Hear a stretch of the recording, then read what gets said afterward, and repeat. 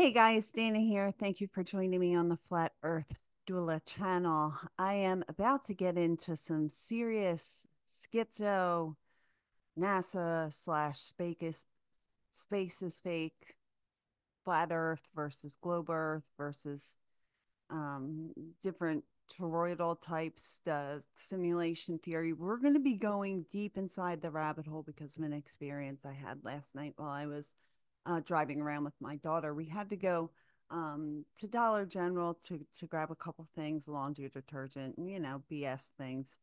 And then we had to go to gas station to pick up something for my husband. As I looked at the sun setting over the hills and hollers of Kentucky, there appeared to be something to the right and slightly down of the sun that was shaded and was obviously it was well, obviously right, like we should know it was circular, and it was shaded, but it was shimmering. I don't quite know how to describe it. My daughter took a couple of pictures and I'm going to pull them up for you. But before I do, I want to preface it by saying something that I've heard a lot. And if you're local to Kentucky, maybe you can speak on this as well and leave a comment below. The all of the very benevolent spraying that they're doing of our skies, just to, like, test the atmosphere. There's no other reason for any of it. Don't be like totally a tinfoil hat nutter, right? So there's no reason for this orb to be where it is in the sky. And I started thinking about Nibiru. Nibiru has been known by many names. I actually had to get my book out. It's one of the first videos that I ever made. And of course, the account got banned. The phone got broke. So I don't have the video now, but I do have my notes, and those are just as important, right? So let me just say that this thing has been known by several names, and there are some references, biblical references to it in the Bible. Um, Obviously it's a biblical references, right, you guys? So according to the Vatican, they're saying that this thing that they call wormwood, which you can find references to in Revelation 8. I don't have one within reach. Sugar snap peas, I guess I can look it up anyway. So the Vatican confirms that it's passed 4 times. They call it Apophis, Apophis. The Bible calls it wormwood. Okay. There are some people that are suggesting that the passing of this thing will come again April 13th of 2029. It is Friday the 13th. It's extra spooky. Okay. And that what happens is, well, it's best. You know what? Let's get a diagram, friends. Do you want to see where is this thing? Why don't we see it all the time? Why are local counties not locking down, but sending out all these alerts in advance about about the eclipse that's coming on April the 8th? And why are they saying get food and water? And why are they sending National Guard troops? And why are they saying to make sure your gas tank is full? And like all of this for it, presumably, right? For a solar event that happens every so often. Is that the only thing that's coming? Are they spraying our skies 24/7 to test the stratosphere? Or are they obscuring our view of whatever is outside of this realm? This might be possible, you guys. I will eventually get to the pictures, which are not that exciting, but it's what we are able to take from a cell phone in a moving vehicle. Um, that being said, if you stuck around to this point, I certainly appreciate your time, and I would like to ask you to ring all the bells and whistles. Just give me a little bit of a of help there in boosting this in the algorithm while I pull this up. So where would Nibiru be? Well, the idea is that Nibiru would not be anywhere near our solar system most of the time, you guys. But here we go. This is a good one to start with, I think. Here we go. All right, come on, buddy. You can do it. Okay. So if you look at what our now, of course, this is a heliocentric model, and like so, people will see me saying this and be like, "Oh, so what? You're a globe earther? Or, oh, what? You're a flat earther?" We have to deal with in the structures of this realm in which we operate, and the information that I'm going to bring to you comes from an esoteric, no, perhaps like an occult knowledge base. According to some of these people, the people in the occult, the passing of Nibiru, because it comes in this super elongated elliptical pattern, it almost slingshots around our sun. Their their hypothesis is that this will cause great climate change and weather catastrophe, and that this weather catastrophe could potentially, now this is my opinion, this coming weather catastrophe, if in fact that's what this is, and I'm beginning to think it is, I don't think they're worried about the eclipse. I think they're worried about something else. And I'm very curious to do more digging now that I know what kind of questions I want to ask after having some time to like reflect on it, the video being so long ago, probably 2-3 years at this point. So we have the Vatican already admitting that it's been around 4 times. They call it Apophis. Apophis. I don't know exactly. Screw that. They're whatever. They're PDF files, if you know what I'm saying, at the Vatican anyway. But anyway, this planet, we'll call it Planet X or Wormwood, is referred to in Revelations 8:10-12 on the third trumpet, where it says that Wormwood fell and caused 1/3 of the waters to become bitter. This then led to widespread malnutrition, starvation of and dehydration. It did kill off a large portion of the population. Now, here we go. We're back to my opinion. I gave you some references. Back to my opinion. I think this is why millionaires and billionaires are building bunkers on islands that just happen to do the do and become complete fire zones. And then, you know, very rich people who do very bad things went in there and started building bunkers, because Mark Zuckerberg is not the only one. And I'm not fully convinced that he's not a cyborg. I don't think he's like out making sandwiches or passing out hats or whatever stupid shit they had him out doing. And he just looked all awkward and goofy. That's not how this works. Okay. No, you're not. Some people call Nibiru the ninth planet. Um, they say that it comes around every 36,000 years, but then because of the orbit that it takes, there's one greater, maybe greater, larger, because it can be, the idea is that Nibiru competes with the sun for gravitational force. And that's why it changes the way the sun functions and operates, which then changes the climate on Earth, because climate change is a result of activity on the sun more so than it is cow farts and gas guzzling SUVs. Because how dare you cart your large family around? Bigot or something. I don't know what their reasoning is. I just know it's stupid. Okay. So we're at that point. Sorry guys, excuse me, I lost my place. Okay. Okay. So that's kind of all I had there. We have the biblical reference to wormwood causing 1/3 of the waters to become bitter. We have upcoming plans via Agenda 2030 to depopulate the earth. When we talk about how small they want the earth to be via the Georgia Guidestones, which were completely demolished and blown up by somebody. We never did catch them. Oopsie.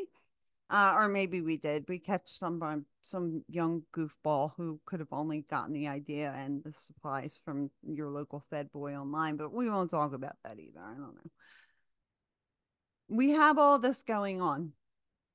And I had heard something back earlier that the reason that they're spraying us so much is not necessarily to block out the sun, although that is the cover story for which you can find plenty of evidence. What they're actually doing is trying to block out our view of Nibiru, that as it moves closer and closer, it's going to be more and more undeniable.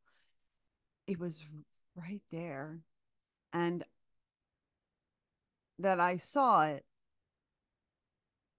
I think is supposed to mean something or something. It's the ninth planet. Let me show you some other pictures so I can get out of my own head on this one. That really messed me up, you guys. I'm not even gonna lie. Okay, so we have this. Let's get to it. Won't let me scroll because of the window that I'm in. Okay, thank you, Dan. Um, now we get to Science Mag. Maybe that's what I wanted to show you. Good. Let's do that. We're gonna go ahead and get into Science Mag. Okay, here we go. Beautiful.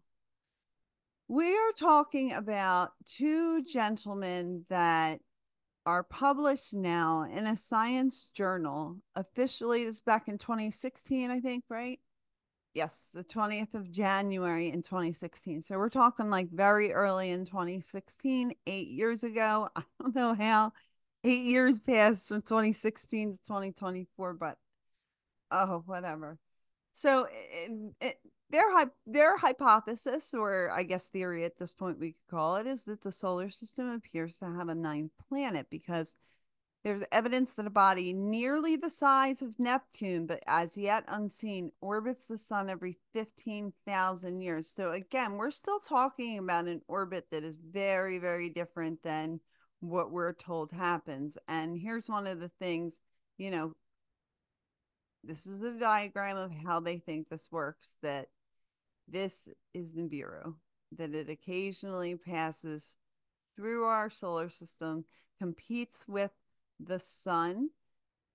The sun then causes changes to the earth, not, you know, gas lawnmowers and gas stoves and you know, and no, it definitely does not cause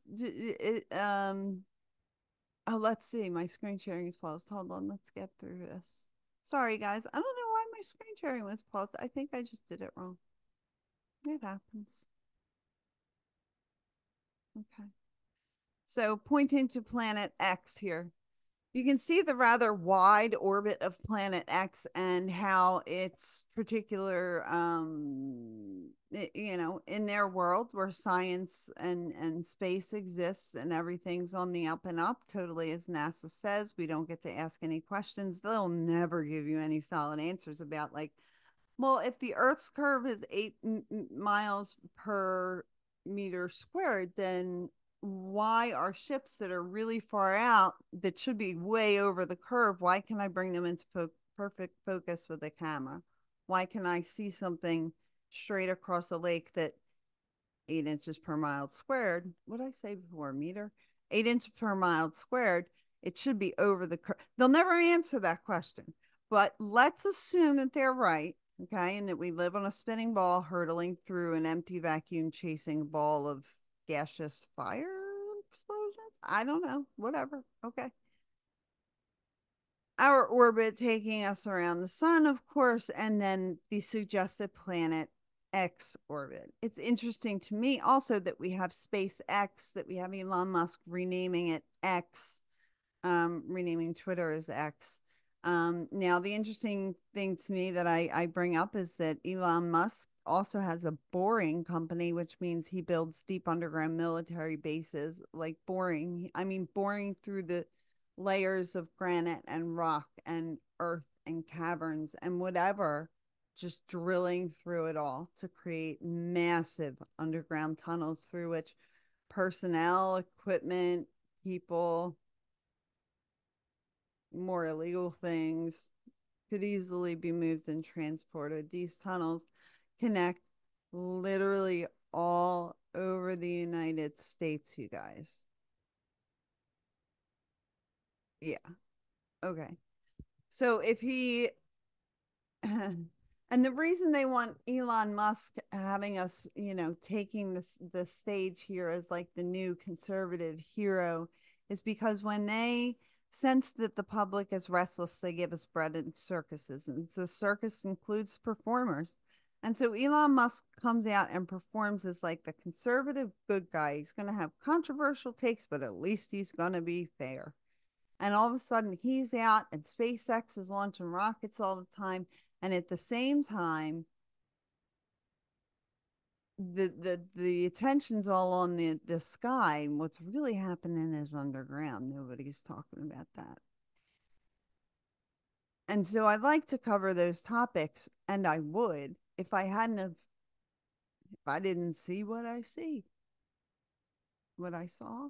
If I didn't see what I saw, if I didn't see what I saw, and I'm going to show you some pictures at the end. I will put the originals up because I want somebody to tell me that they don't see anything because I think it's pretty obvious, you know? Um, and this, okay. So a lot of people will say, let's see if I can zoom in on it this way because if not, I can grab it another way. Thank you guys for sticking in there with me. If you could like share, follow, subscribe, all the things. I where am I? Yeah, there we go. I know, darling. I know that's so good. Okay. People will say that this is nothing more than a conspiracy theory. And while I respect people's right to be kind of dumb, I just don't stand for people who can't admit that there's more to it than just what we've been told on the surface level. So we have a lot of people going back to 1906 to the discovery of Neptune in 1846, the Lowell Observatory, which is named after Percival Lowell, the founder of the observatory in Flagstaff. He's searching for the missing planet now. He's the one that coins the term Planet X. Oh, man. So in 2016, then we had the two guys whose pictures I showed you, astronomers at the California Institute of Technology in Pasadena, announced indirect evidence for a Neptune-sized planet with an orbit of 15,000 years. Now down here, there's something called Sedna being discovered. Its strange 12,000 year orbit requires an outside nudge. What the hell does that even mean? An outside nudge? I think you spelled God wrong. If this is what you actually say it is, there's no reason for us to have consciousness in unless it was absolutely given to us by a creator. And it's like they just can't admit it. It's ridiculous. Most people believe in a God of some kind, even if they think he's kind of rude with some of these like life challenges sometimes. But you know what? Like he gives you blessings along the way, and thank the Lord because we got one, a blessing that is, and it couldn't have come at a better time. There were things I was able to get that I was going to be afraid I couldn't, and I appreciate that. It's definitely appreciated when people share of their um, fortune with you. Let's look at that. Okay. So anyway, but we're kind of done with that. You guys, let's look at the pictures at this point. Okay. Let's see. There we go. Now these are the pictures that I have. We're gonna go to here. We're gonna go to there. Just so you know, Brad Paisley is the country singer. You know, he's a Scottish Rite Freemason. These are the hats for the Sugar Snap, the Shriners. You know, the Shriners, I guess, is the idea. His brother as well is already in that. Okay, let me close some of this. Okay, so these are this is the raw original photo. I did nothing to this photo. Obviously, I didn't even crop out my dirty I didn't even crop out my dirty car. So, all right, let me see if I can pull this down. I hope you can see where my cursor is. This is the sun, and this is the outside corner of the thing, which is going to go around here. You see it? And come back up here. This is just me zooming in. I'm not, I didn't, it's as far as I can go. All right. All right. So, let's go from there. It's the next one. Let's go in as far as we can zoom with this one. Do you see it here and here? Do you see that? Okay. This one I feel like shows it most clearly of all. Do you see it here and here? You can see this thing chasing the earth. Can't zoom in anymore. And then I add this just to be, just to be like a little snarky because I can't help myself. I don't understand people that go to rocket launches. First of all, it's like you watch the rocket launch into the space, it clearly curves and then it crashes and it's in undiscoverable land that we can't look at because much like Antarctica, you can't go to the Bermuda Triangle. It's too dangerous for you plebs. That's space travel. You know who created NASA? Warner von Braun. Do you know he has a scripture, Psalm 1911 or 9111? I think it's 19. Something about the firmament declaring the glory of the Lord. An ex regular funny mustache, not the Z. Okay. People need to wake up and pay attention. Stop trusting NASA all the time. My talk here about Nibiru is only for conspiracy theory. It's for the idea of like bouncing this around, not really committing to any one single thing. And do I think the Bible could have been, perverted or changed in some way that would allow it to obscure these facts and information from like the general public? Absolutely, I do. Absolutely, I do. And I am not at a point in my life where I feel like my where any preacher can speak to me on things because none of them can be real about where we live.